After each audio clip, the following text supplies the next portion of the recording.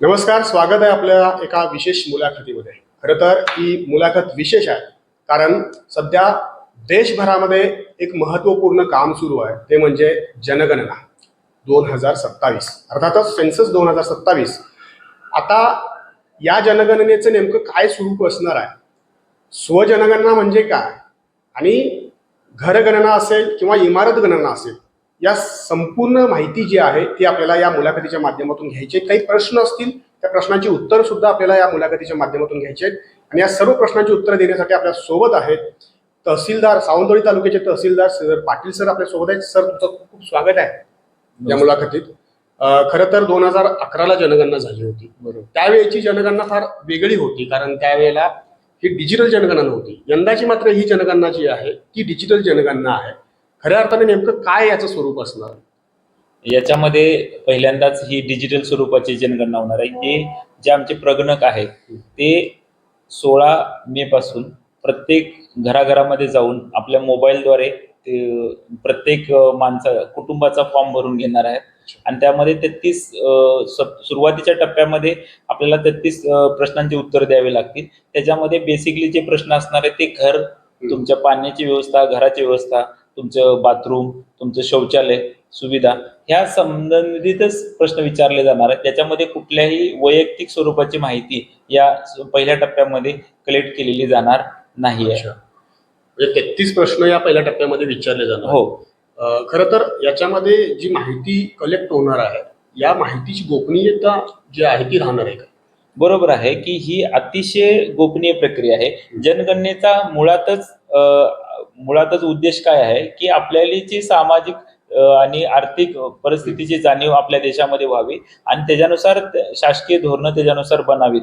म्हणजे सर्वांसाठी घरं असतील, सर्वांसाठी पाणी, किती लोकांकडे घरं आहेत, किती लोकांकडे कच्ची घरं आहेत, किती लोकांकडे पक्की घरं आहेत, आणि किती लोकांकडे पाण्याचं नळ आहे किंवा सुविधा आहे, किंवा किती लोकांकडे बाथरूम आहे, किती लोकांकडे टॉयलेट आहे, त्यांचं घर कुठल्या प्रकारचं आहे, हे फक्त आपण संसाधनांची माहिती आपण जशी इन्व्हेंटरी करतो की माझ्या घरामध्ये काय काय आहे, तसं देश सुद्धा एक घर आहे. आणि त्या घरामध्ये जे राहणाऱ्या लोकांमध्ये किती लोकांकडे किती संसाधन आहेत त्याचा आपण अंदाज घेऊन आपली पुढची जी धोरणं आहे ते त्याच्यानुसार ठरवणार. आणि याची गोपनीयता इतकी आहे की मुळात ही माहिती कोणत्याही प्राप्तिकर विभागाला किंवा कोणत्याही विभागाला शेअर केली जात नाही. याचा उद्देशच आहे की संसाधनांची माहिती घेणं, ना की याच्यामध्ये कुठल्याही विभागाला शेअर करणं हा उद्देश नाही. आणि त्याची गोपनीयताही 100% राहणार आहे. खरं तर सावंतवाडी तालुक्याचा विचार करता कशा पद्धतीने एकूणच नियोजन केलेलं आहे, किती प्रगणक सध्या काम करणार आहेत प्रत्यक्ष फील्डवर, किती पर्यवेक्षक असणार आहेत, आणि काय नेमकी अंदाजित लोकसंख्या सावंतवाडी तालुक्याच्या अनुषंगाने तुम्ही तयारी केलेली आहे? आता मागचा जनगणनेचा विचार केला असता की आपल्याकडे आता 2 प्रकारचे जनगणना होणार. एक सावंतवाडी शहरामध्ये होणार आणि ग्रामीणमध्ये. सावंतवाडी शहरामध्ये जे चार्ज ऑफिसर आहेत ते मुख्याधिकारी आहेत, त्यांच्या प्रगणक त्यांनी अपॉइंटमेंट केले. तर त्यांचं ट्रेनिंग आता सुरू आहे. तर आता सगळ्या ट्रेनिंग झाल्यानंतर ते ग्रामीण भागामध्ये हा माझ्याकडे भाग आहे. तर ग्रामीण भागामध्ये 183 प्रगणक आम्ही आता अपॉइंट करणार आहोत. प्रत्येक गावामध्ये 600 ते 800 लोकसंख्येला एक प्रगणक, असं की मागच्या 2011च्या जनगणनेनुसार आपण 15 ते 20% वाढ धरून आपण अपॉइंटमेंट करणार की ते प्रत्येक 600 ते 800 लोकसंख्येला एक प्रगणक प्रत्येक घरी जाऊन जनगणना आपल्या डिजिटल स्वरूपात केली जाणार आहे. याच्यामध्ये पहिल्यांदा जर प्रगणक घरी गेले आणि तुम्ही तिथं नसाल तर ते आपल्याला पुन्हा 2-3 व्हिजिट आपल्याला दाखवता येईल. 3 वेळा तरी ते जाऊन आपल्याला ते माहिती कलेक्ट करणार आहेत. आणि ही प्रत्येकाची इंडिव्हिज्युअल कुटुंबाची माहिती आहे, इंडिव्हिज्युअल नाही. सध्या तरी आपण कुटुंबाचीच माहिती त्याच्यामध्ये गोळा करणार. खरं तर याला जोडूनच माझा प्रश्न आहे की तुम्ही म्हणाल की सुरुवातीला जर कुटुंब प्रमुख कोणी घरात नसतील तर 2-3 वेळा तिथं जायचं आहे. मुळात आता सावंतवाडीतले काही असे भाग आहेत की जिथं काही लोकांचं स्थलांतर झालेलं असतं, घरबंद असतं, किंवा काही वेळेला त्यांनी पर्यटकांना ती घरं खुली केलेली असतात. विशेषतः आपला आंबोली चौकुलसारखा जो भाग आहे त्या ठिकाणी. तर तिथलं नियोजन कसं असणार आहे? कारण प्रगणक 2 वेळा गेला, 3 वेळा गेला तरी सुद्धा कुलूप बंद असेल, तर त्यांनी नेमकं त्या ठिकाणी काय करायचं?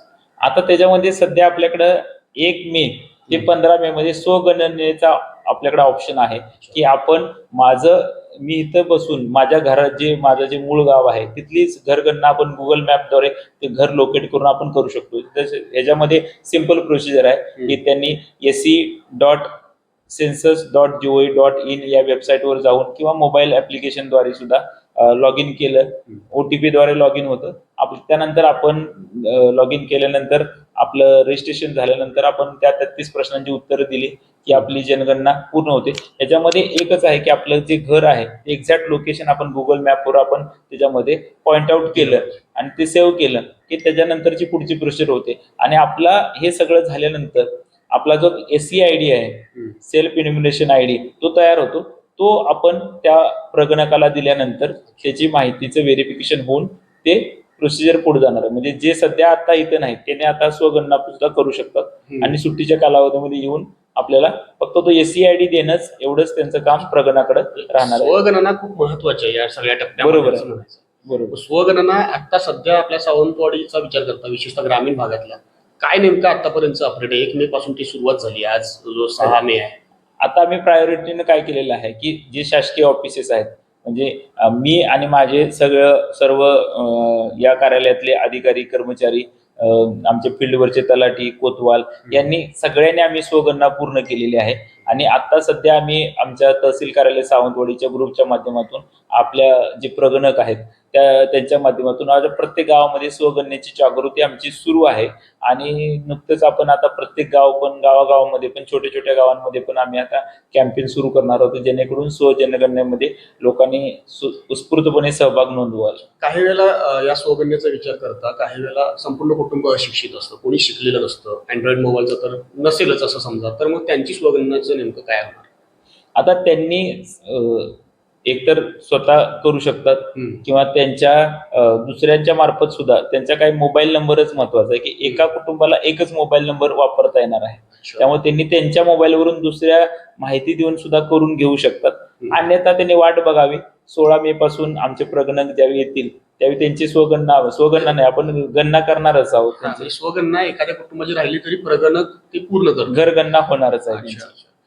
याच्यामध्ये आणखीन एक महत्वाचा प्रश्न असा आहे की या सगळ्या टप्प्यांमध्ये ज्यावेळेला प्रगणक 16 मे पासून ज्यावेळेला एखाद्या कुटुंबाकडे जाईल किंवा घराकडे जाईल, त्यावेळेला एखाद्या कुटुंब प्रमुखांनी किंवा कुटुंब सदस्यांनी माहिती देण्यास जर टाळाटाळ केली तर नेमकं काय, प्रगणकाची भूमिका काय असणार? आता सुरुवातीला तर प्रगणकांनी आपली ओळख करून आय कार्ड दाखवणं, मी कोणत्या कामासाठी आलेलं आहे. प्रायोरिटीनं पहिल्यांदा आपला अप्रोच हाच आहे की त्यांच्या शंकांचं निरसन करणं. म्हणजे पहिल्यांदा आपण संवाद करणं, त्यांच्या शंका निरसन करणं हा आपला पहिला टप्पा आहे. त्यानंतर जर त्यांनी पुन्हा ऐकलं नाही तर मग आपल्याला कसं आहे की 1948चा जो जनगणना कायदा आहे त्याच्या कलम 11(1)(ड) यानुसार जनगणना करताना प्रगणकाने विचारलेल्या प्रश्नांची उत्तर देणं हे प्रत्येक नागरिकाचं काम आहे. जर त्यांनी नकार दिला किंवा खोटी माहिती दिली तर या कलमानुसार दोषी व्यक्तीला 1,000 रुपयापर्यंत दंड होऊ शकतो. गंभीर प्रकरण असेल तर 3 वर्षापर्यंत तुरुंगवास सुद्धा होऊ शकतो. त्यामुळं कायदेशीर तरतूद आहे, पण हा आपण शेवटचा रिसॉर्ट म्हणून वापरलं पाहिजे. पहिल्यांदा आपला आहे की संवाद, लोकांना समजावून सांगणं कशासाठी करतोय.